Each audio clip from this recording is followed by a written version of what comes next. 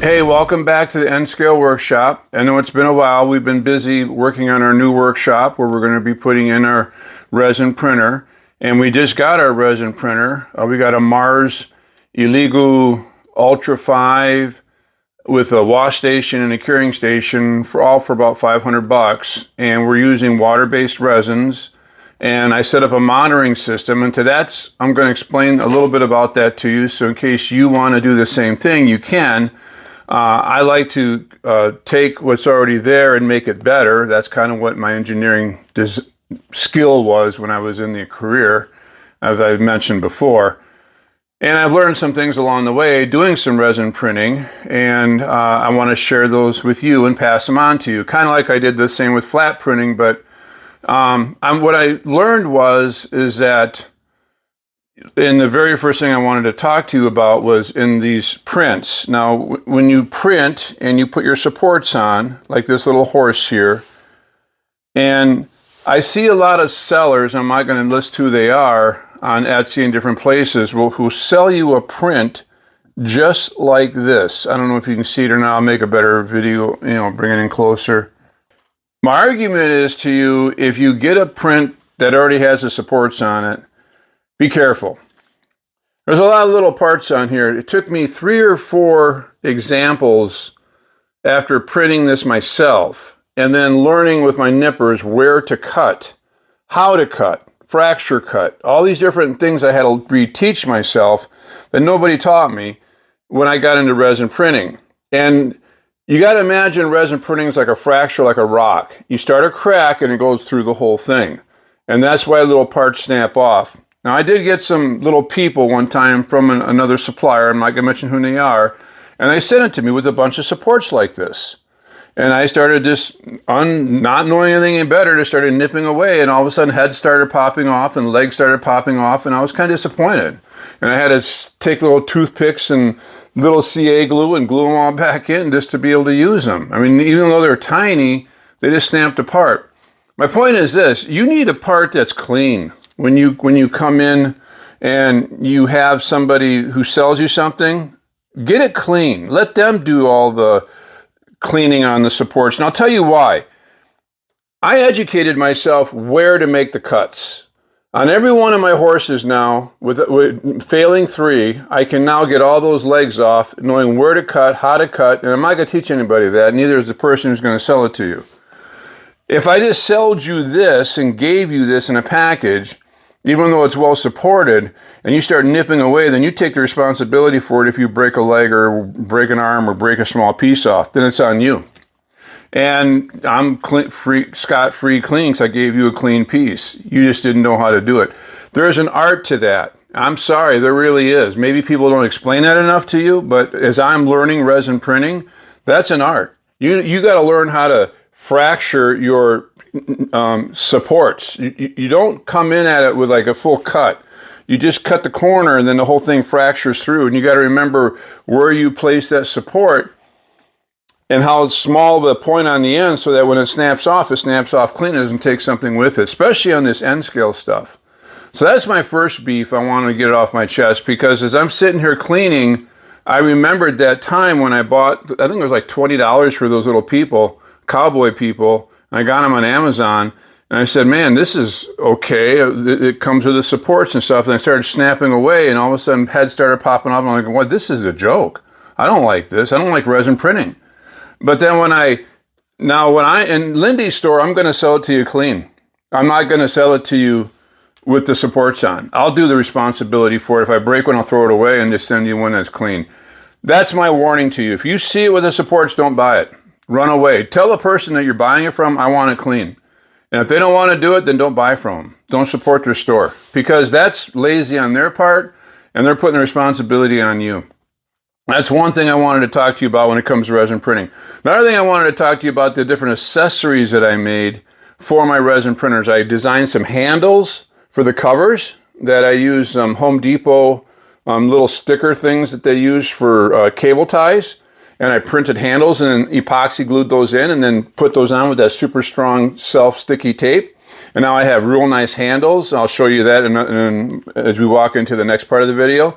I'll show you the exhaust port that I designed for the system that I designed.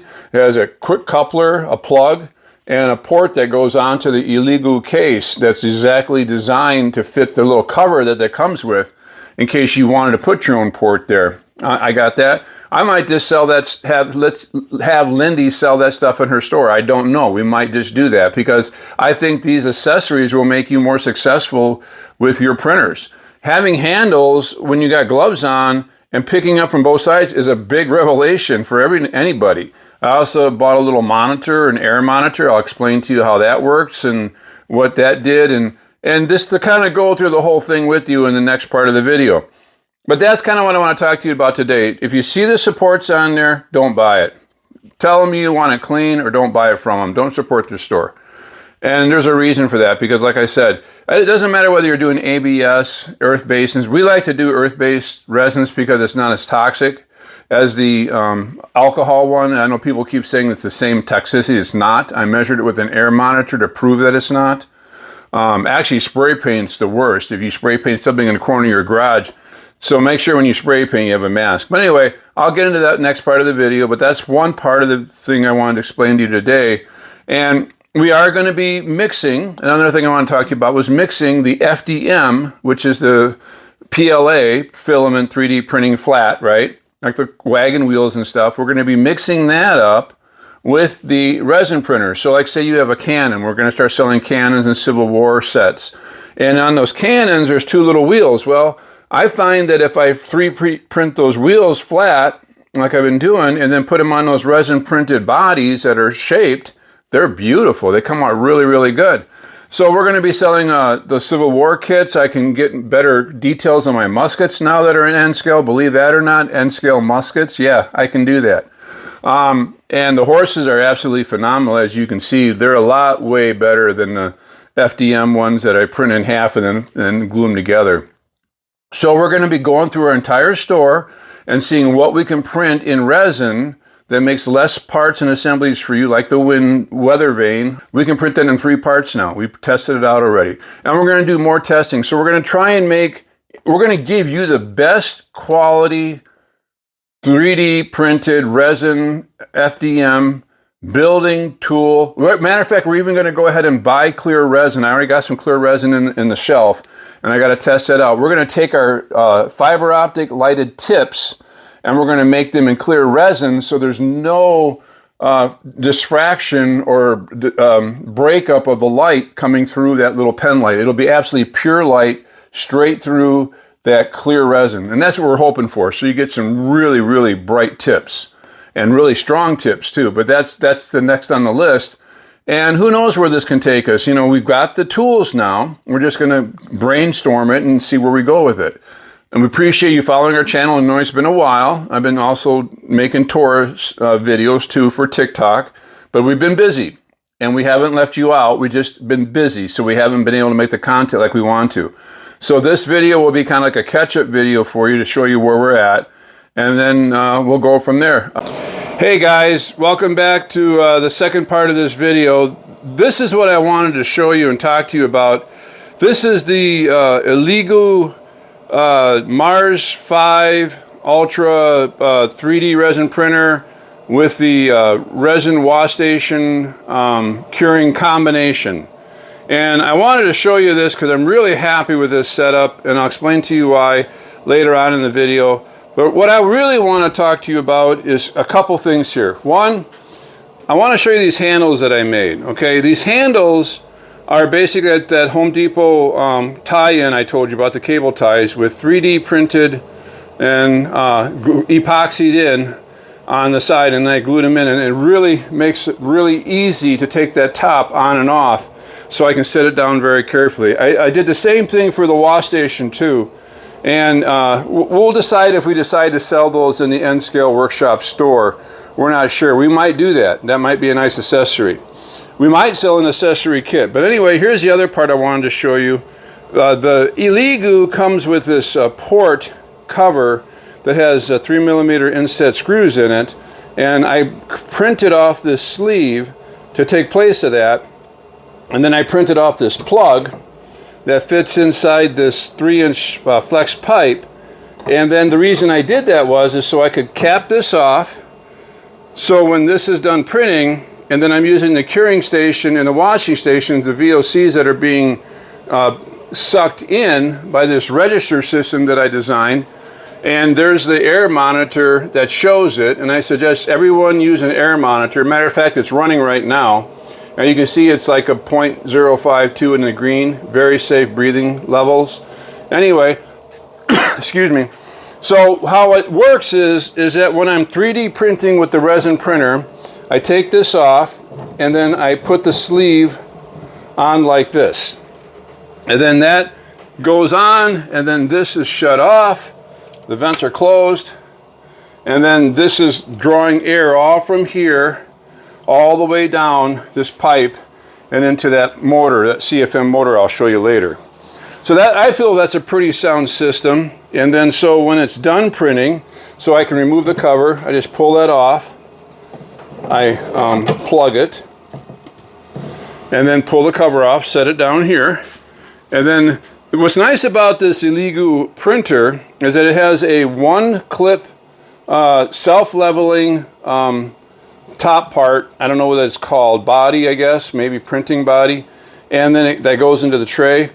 It's real simple, and it's self-leveling. You can't beat it. It's a really good setup. It's solid, and you can print right out of the box. And that's pretty much what I did, and I can show you some of the prints that we did later on. Anyway, so then what happens is this now becomes active. This is now open, and then while I'm working with the curing station and the water station, the toxins are still there, even though we're using a water-based resin, which is where we keep that back there.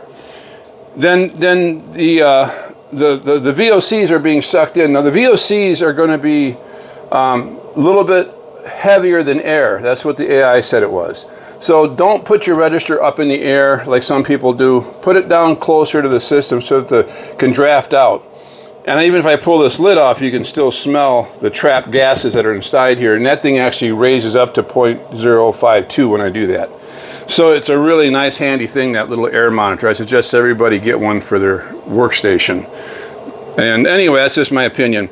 So what happens is when that's done, I take the parts, I put them in this little tray here with the removable head, put it back on. It even has a little splash guard, the thing. It's a real nice little setup. Then I put them into the wash station for 5 minutes, take them back out, use this again. Then I put them on that table over there and let them air dry. And then once they're air dried, I come over here and then I put them into the station. Again, everything is 5 minutes. I just like that 5-minute setup. It works pretty good. Not too brittle and not too soft. It works really good. The thing I would suggest about resin printing is this, is that always wear your mask throughout all the stations, except when you get to the curing. After the curing, you can take your mask off, take your gloves off if you want, because everything is safe at that point. But everything in between then, I would wear the mask and the nitrile gloves and just take precautions that way. So I want to show you now how that vent thing works. Okay, it goes in there, goes up here, goes down here. You can even hear it a little bit. And then if I can go down here without tripping, it goes down here to this little 280 inline CFM motor. And then the VOCs are vented out, not into the garage, but underneath the garage. I open up about maybe 4 or 5 inches, and just enough to get the pipe underneath, so if it's raining, it doesn't matter. And then I have a nice, clean, workable solution that I found that works really good. That little motor is about maybe 60 bucks, and you can get it on Amazon. And it doesn't have an on and off switch. That's the cheaper one, so I just use a power bar to do that. So we'll go back over here again without tripping. And eventually, I'm going to make a box for this, so that's nice and portable, and it'll be real pretty, and it'll go into the new workshop where we have the car siding, and this will be our ventilation system. And I'm just testing it out right now, and I think it really works really well. So if you haven't done anything like this, I suggest that you do. Don't put it in the ceiling, don't put it up in the air. It's not going to really benefit you. You need to keep your VOCs lower to the ground because they are heavier than air. At least that's what the AI told me it was. One thing before I forget, I wanted to mention, while you're cleaning your parts, wear some glasses or some goggles. Them resin parts are tiny, and it just takes one little dust speck to fly into your eye and then start scratching it. And matter of fact, I just had that happen yesterday, but I was lucky. And I wasn't wearing my glasses, and that's why I'm telling you that now. So wear your glasses or wear your goggles when you're cleaning your supports off, because they do snap and fly, and they can be very small, minute little parts. So, and it is resin, and resin's a type of glass, I believe. I'm not sure, but it's pretty hard. So I was lucky in my case, but it's a good lesson that it taught me. Anyway, like, subscribe, and share if I haven't said so before. We'll try and get more video out. We've been very, very busy with our store. Very, very busy with this setup. Another thing I wanted to mention was that we're going to keep mentioning or working with doing FDM printing with resin printing and combining the two. And we're just going to keep going through and see what we can do resin and keep going. We're going to see do in flat printing. And I think we're going to have a great combination. I think for you, the person who buys our stuff from our store, we're going to get top-notch quality stuff. Don't worry about China. Don't worry about the tariffs. Buy in the United States. We keep our prices competitive so that you can. Our shipping is free at Etsy and at Lindy's store on N-Scale Workshop. I'm looking forward to designing more things and having fun with this and keep improving it. And if you want to see more videos, just say so in the comments. So let us know what you think, and thanks for watching.